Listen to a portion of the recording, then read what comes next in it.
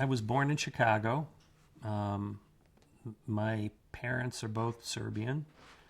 I lived, I'm told, for part of the first year in Chicago, and then we moved to Gary, Indiana, where my father worked in the steel mill. And my mother had a part-time job, and I had a brother, older brother, 2 years older.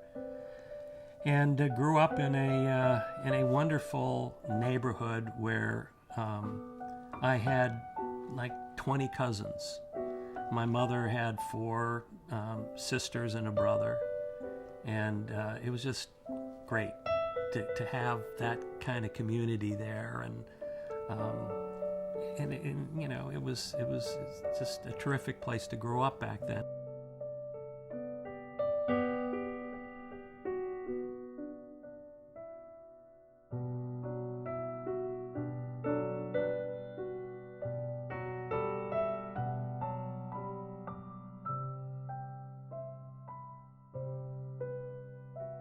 Another great memory was baseball. I loved it. And I started playing as a really young kid. And I mean, that was kind of my life. I wanted to be a baseball player. And actually I was pretty good at it. And I went on to play college baseball. And that was a bond that I had with my father, who, you know, he grew up in Belgrade. They don't play baseball in Belgrade. He was a soccer player and a ping pong player, and he was one of the world's best ping pong players. I have an old clip of his, newspaper clip, of where after the war he played a former world champion and did quite well against them. And so, you know, I have fond memories of sharing sports with my father.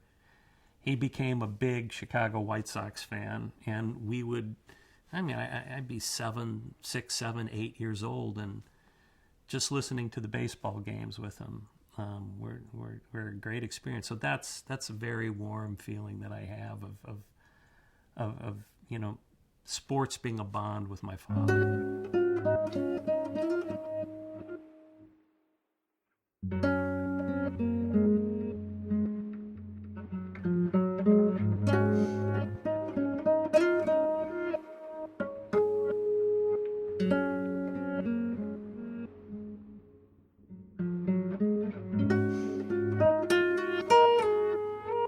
And so eventually I went to school there and recognized that I did not want to work in the steel mill, and my father would never have allowed me to work there as a career or anything, or as a job.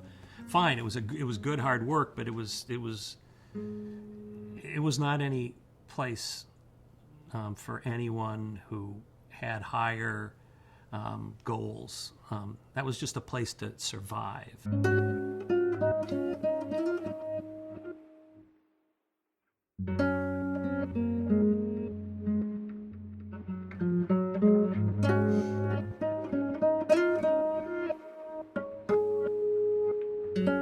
I studied political science at the University of Wisconsin. I had no idea that journalism would appeal to me. But at the time, there were all these protests against the war in Vietnam in this country that were raging across the country. And there were all of protests not just against the war, but for, equal rights for minorities, for women. There were all sorts of activism in this country. And I didn't want to sit there and just not be part of this reform movement that was happening in this country. And I ended up, through connections, trying out at the newspaper, the campus newspaper.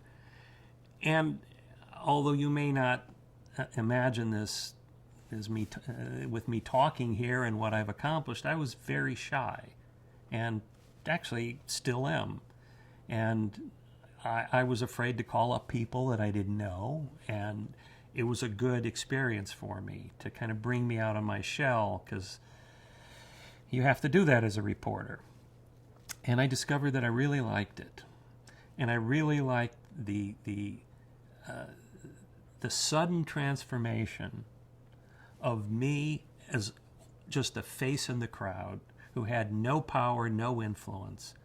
And because of our First Amendment and our tradition here in this country about the media and freedom of expression, and all of a sudden, when I put on my reporter's hat, all of a sudden I wasn't just a face in the crowd. I had power. I had influence. I had an ability to change things, to reach people. People would call me back. So it was a invigorating experience for me. And I started covering a lot of the protests and the riots and whatnot that were going on back then. And that was really how I got started in journalism. Good evening. I have asked for this radio and television time tonight for the purpose of announcing that we today have concluded an agreement to end the war and bring peace with honor in Vietnam and in Southeast Asia.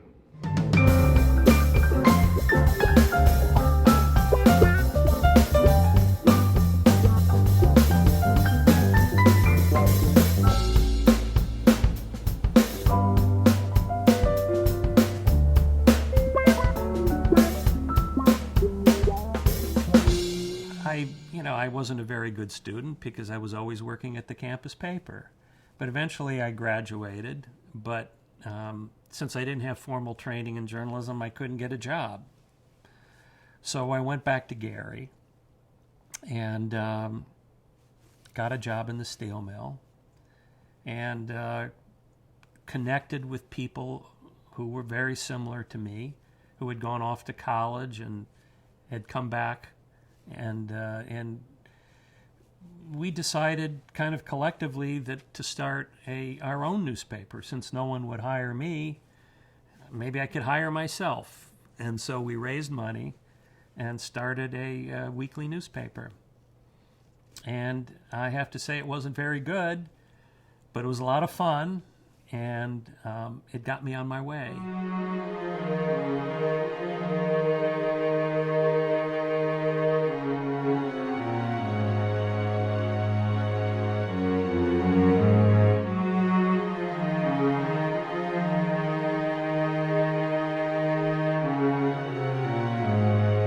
Well, my father, he loved this country, and he loved the principles on which it was founded.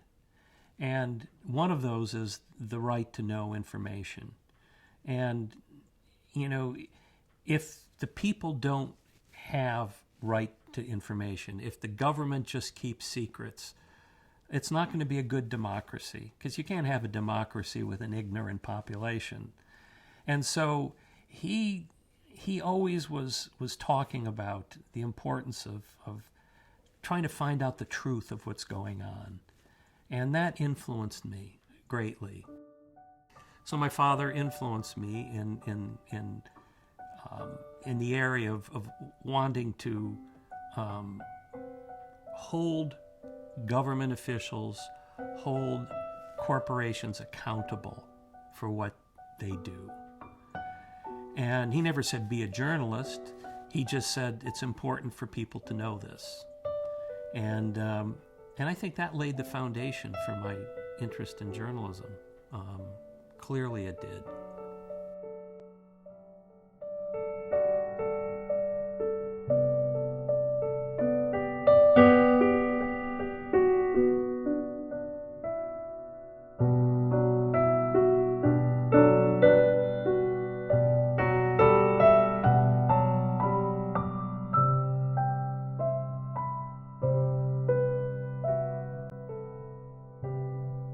Well, I won my first Pulitzer in 1987, primarily for a story that I wrote about the medical testing industry and how they were making all these mistakes and people were suffering and dying because of these mistakes. At the time, I was working at the Wall Street Journal, and my big story that really was responsible for winning the Pulitzer, and I love to tell this part of it. It was published on the day that my first son was born. So it's a day I remember very well. It had a lot of impact, which is the kind of story that I like to do, because I do these stories with the hope that some reform will come from it, that the bad things that I found will stop happening, and laws will be passed or some kind of regulation, and that's in fact what happened. A federal law was passed to make medical testing safer. What I mean by medical testing is like blood testing, pap smear testing, other kinds of, medical tests to detect cancer or other kinds of disease. So that was my first one, and there's nothing like the first one.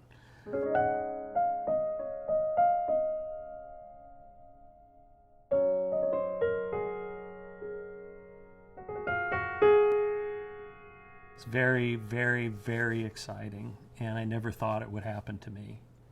And fortunately, my father was still alive, and I think he might have been the happiest of the bunch.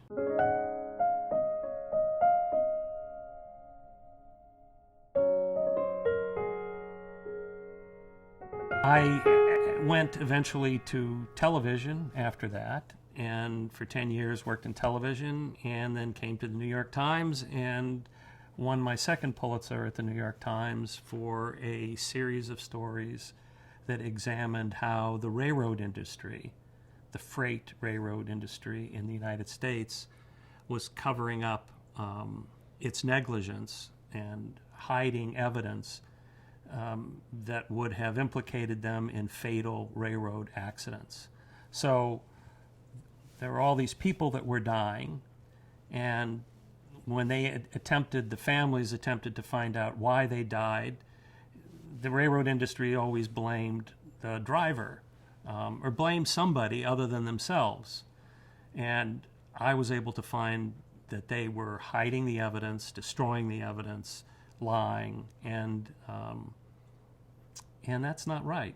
And it shouldn't be, and the government shouldn't have allowed that to happen, because there was a national regulatory agency that was supposed to oversee railroads, and they weren't doing a good job. They weren't doing any kind of job at all. And so I did a series of stories that examined those cases, with the idea being that if I exposed it, some good would come of it. And the railroad industry recognized, because of, I think, the power of the New York Times and the power of the evidence that I had found and documented, they pretty much on their own decided, well, we better clean things up, and they instituted some reforms to make the situation better, and so that was pleasing to me, and won the Pulitzer for that.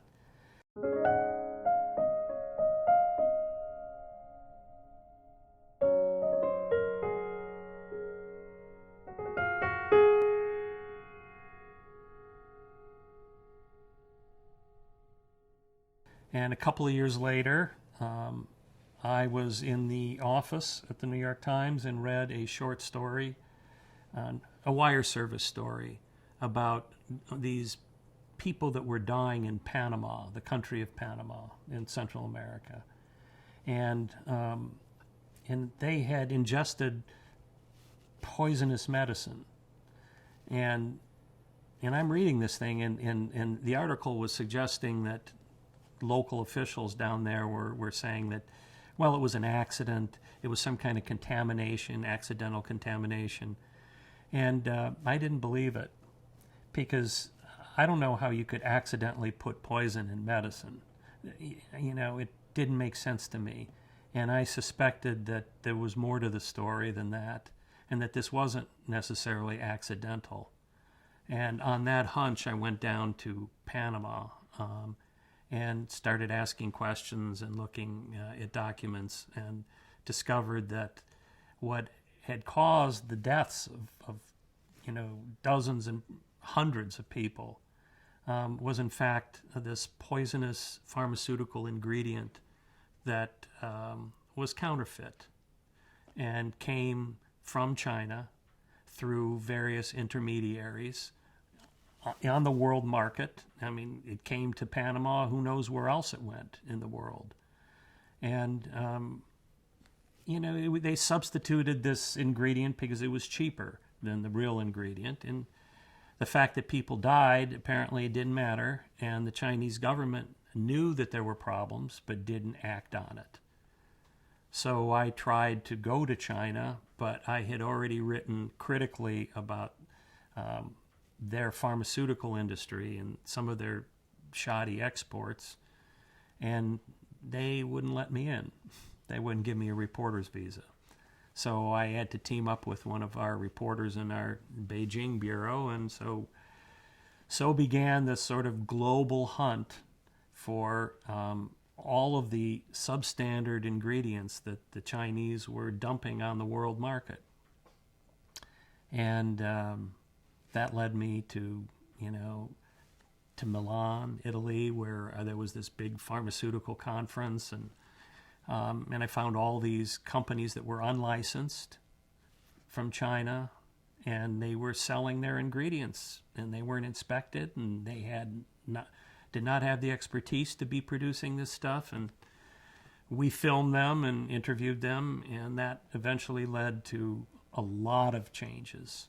And I eventually found that this poisonous ingredient had been put in Chinese toothpaste and sold around the world. So that led to all kinds of changes as well. And China tightened up its export, policies. And that resulted in my third Pulitzer. And it was a very nice thing to happen.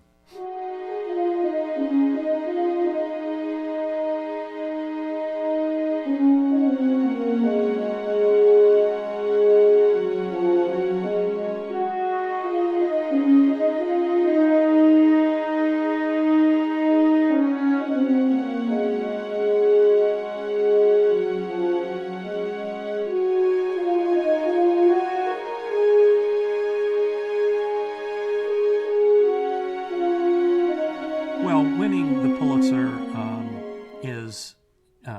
it's a wonderful thing personally.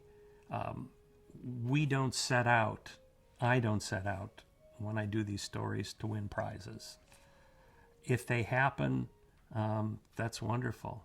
And in some ways, it's more important for my employer because they recognize that, well, gosh, this reflects nicely on us as an organization, as an institution. So they're very proud of it. And when that happens, that means, well, we'll let Walt go ahead and do what he wants to do because he's successful at it. And so I'm fortunate enough to be able to pick the stories that I want to report and pretty much work on them as long as I want to.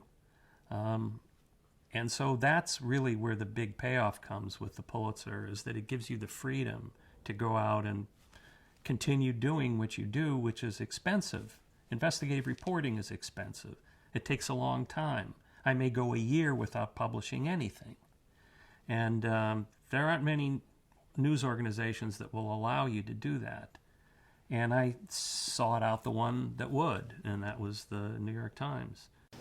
When people in the journalism community meet me for the first time, they often ask, Walt, what's it like to win 3 Pulitzer Prizes? And I say that's the wrong question. The real question is, what does it feel like to wake up one morning and walk into work and discover that you have been sued for $10 billion? That's a lot more interesting, let me tell you. I was sued for 10 billion with a B. Now, that would make some people nervous. Actually, it didn't make me nervous because I had the money. So I could just, but we'll get to that. Professionally speaking, I guess the work that I did that I'm the most proud of was exposing the lies and the deceit of the tobacco industry and how they were lying about their product, and people by the thousands, by the hundreds of thousands were dying because of those lies. And it was not an easy story to do because the big tobacco companies had a lot of money, and they sued me for $10 billion personally. That's a lot of money, any way you slice it. And so I had to defend myself, and we were ultimately successful. And the tobacco industry has changed a lot, and a lot of new laws have come out as a result of it. And it's spread around the world. And,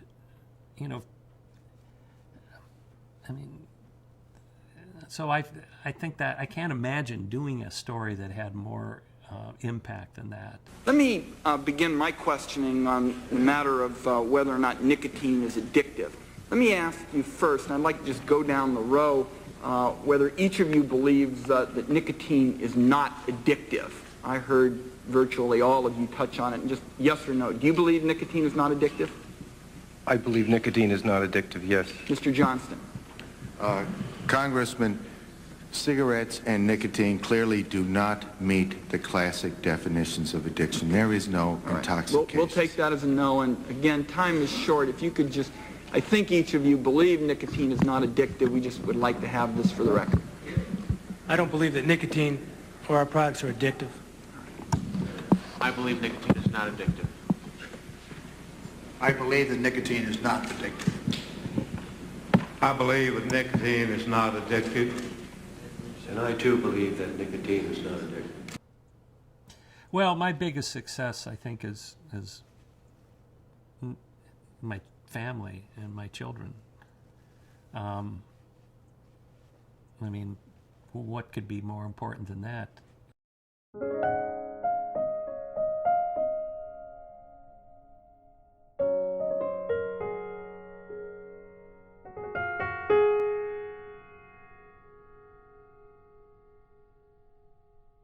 My father had a great influence on me. I'm not sure what influence I'm having on my children. I try and live my life in an honorable way, and hopefully they and I know they are. They see what I'm doing, and they're good, wonderful kids and young men now. And if I do have one regret, it's that I probably spent too much time at the office, too much time working on this job that I love. But on the other hand, I think they see the good that's come of it, and hopefully set an example of hard work, accomplishing things, and I do think it's influenced them. But I do know that wherever they go, they bring good values and kindness and the kinds of things that were given to me, shared with me by my family and my relatives, and I hopefully passed on to them.